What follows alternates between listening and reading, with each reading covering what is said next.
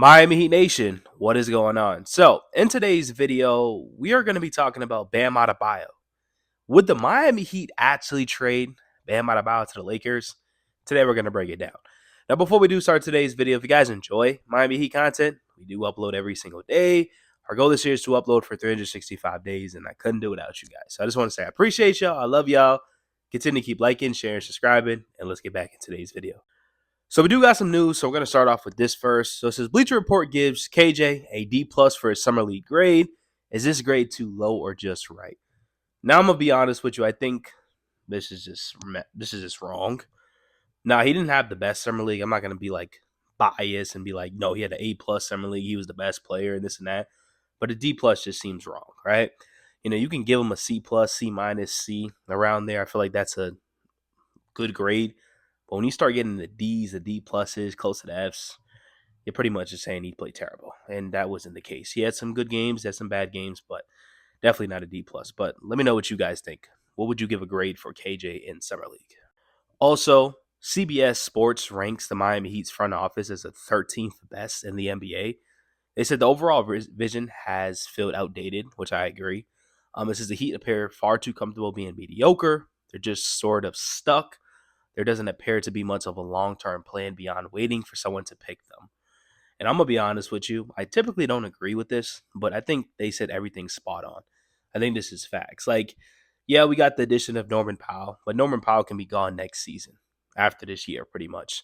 And then now what? We're stuck at the same team that we have already, Tyler and Bam. They're hoping to get that star player, but then again, they don't really have much assets and draft capital and young talent to give up for an Anthony Edwards or a Luka or LaMelo Ball, just a star guy to kind of be that next guy. You know what I mean? They just don't. So we are in the mediocre, rockety, whatever that damn word is. You know what I'm talking about. But it's just like I'm hoping I'm going to be positive this year. This Miami Heat team can be good, be competitive, and compete in the Eastern Conference and not get embarrassed by the Cavaliers like we did last postseason because that was a disaster. But once again, let me know what you guys think. I definitely think CBS Sports was right on when they said feels outdated because our offense is outdated. They're too comfortable. They're comfortable being in the plane and making it to the playoffs. Facts. And there just isn't really a long-term plan. Like, what's the long-term plan of this team? You just don't know. So, once again, let me know in the comment sections. What do you guys think? Also, so it says, as of today, the Miami Heat are the best team in the Southeast Division for next season. And then, obviously, we got the Orlando Magic, the Miami Heat, the Atlanta Hawks, the Charlotte Hornets, and the Wizards. Now, obviously, we're better than the Wizards. We're better than the Charlotte Hornets. Even though I think Charlotte got better, we're obviously better than them. Now, it's going to be between Atlanta and Orlando because Atlanta got really good and so did Orlando, especially with the addition of Desmond Bane. Um, it really just depends how we play.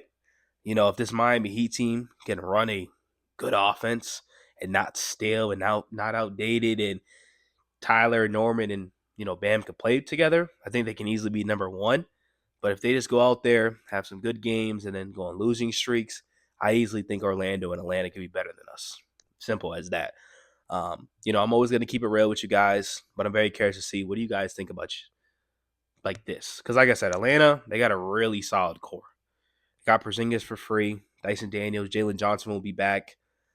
Trey Young's obviously still there. Onyeka Okongwu is going to be taking over to be the starting center with Clint Capella heading to Houston. And then obviously we already know about Orlando. They would have been a good team last year if Franz and Paolo Banchero never got hurt. So once again, let me know what you guys think. And then also, it says the Miami Heat this year really turned PJ Tucker, Kevin Love, and Kyle Anderson into Davion Mitchell and Norman Powell. So you do got to give the front office credit for this, even though I think these were just easy lobs. But hey, still take it. Definitely love these players on my team. Now, the main reason why y'all came to today's video is to talk about the Bam Adebayo situation. And there's no really situation. It's the off season. There's not much to really talk about. And so the Bam Adebayo rumors are kind of heating up. They seen Bam with Luka, then they seen Bam with Paul Gasol, and Luka recruited Marcus Smart, and now Marcus Smart is on the Lakers. And so people are like, what if Bam was trying to recruit Luka to Miami? But what if Luka was trying to recruit Bam to the Lakers? And we all know Bam wants to win. He wants to win the championship.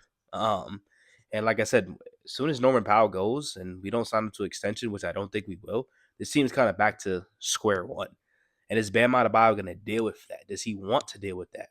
Do the Miami Heat have a plan? Like CBS said, they don't really have a plan. So do I want Bam Adebayo to be traded? No. Do I think the front office trades Bam Adebayo? No. Do I think Bam Adebayo gets frustrated with the front office? Yes. Because this past offseason, he pretty much said, listen, there needs to be change. Obviously, got the addition of Norman, but that's about it. When you look at the Lakers, they make some moves. They got a Marcus Smart. They got a Jake LaRavia. You know what I mean? They got a DeAndre and they're making moves. And they're still in trade talks to improve their roster. The Miami Heat made one move and just said, all right, we're done. You know what I mean? Like, Lakers are actively trying to improve the roster. Miami Heat are not. And so, like I said, I'm not the biggest fan of the Lakers, but LeBron James is going to retire next year.